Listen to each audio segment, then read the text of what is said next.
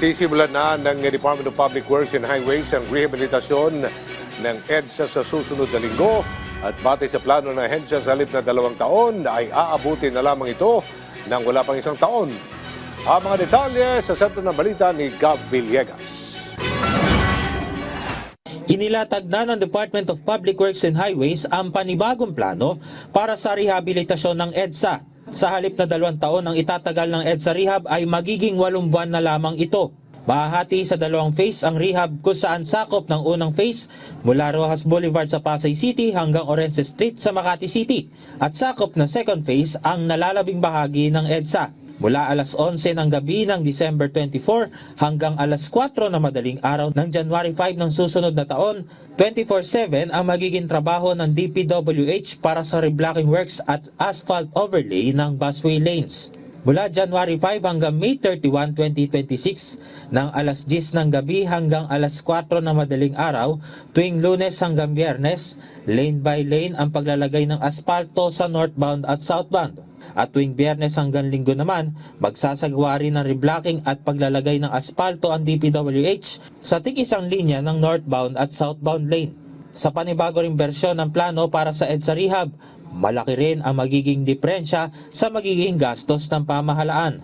Sa halip na 17 billion pesos ang tinatayang magagastos para sa EDSA Rehab ay magiging 8 billion pesos na lamang ang inaasahang magiging gastos para rito. Ayon kay DPWH Secretary Vince Dizon, gagamit ang kagawaran ng panibagong klase ng aspalto na ginagamit sa Japan para sa rehabilitasyon ng EDSA. We will be using stone mastic asphalt technology.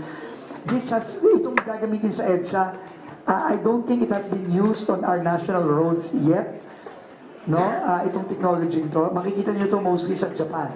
No, kung makikita niyo yung mga aspalto sa Japan, ito yung gagamitin nating teknolohiya. Dahil hindi na nga tayo magre-reblock ng lahat, kaya nga natin aspaltong matibay. Hindi yung aspalto isang ulan lang nasisira na. No, daanan lang ng tubig nasisira na. Ito mas matibay and mas madaling i-maintain, mas mahaba ang maintenance life nung asphaltong to.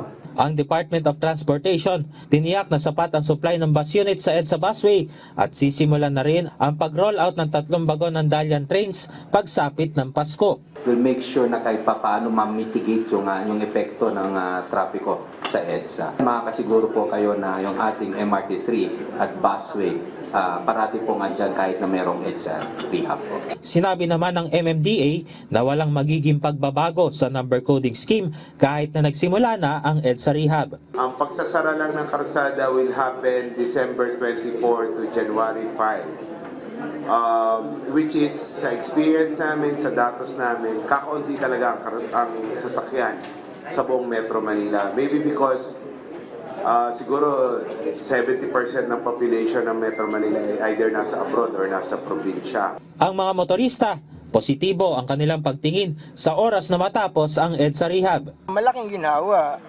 Yun ang magiging kalalabasan, malaking ginawa na pag natapos. Pag ginawa talaga, umayos talaga nila yung mga lubak-lubak na yan kung tutusin. Pero yun nga, magtiis muna tayo sa hirap, sa traffic. Pero kailangan magtiis talaga. So papaganda na yung mga kalsada ba para mas maayos yung daloy ng trapiko. Tiniyak ng DPWH na magiging minimal lamang ang may dudulot na abala kapag nagsimula na ang rehabilitasyon ng EDSA at makakaasa ang publiko na sa oras na makumpleto ito, ibang EDSA na ang makikita ng mga motorista. Gab Villegas para sa Pambansang TV sa Bagong Pilipinas.